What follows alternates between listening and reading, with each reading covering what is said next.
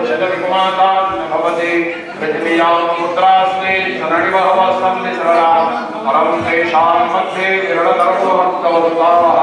पलीयो यज्ञानो संशयनो भवति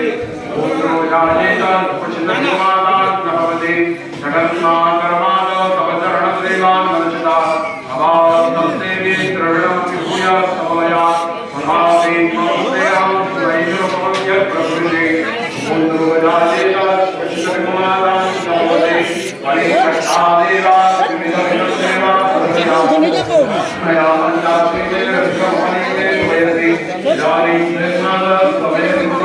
शिवैता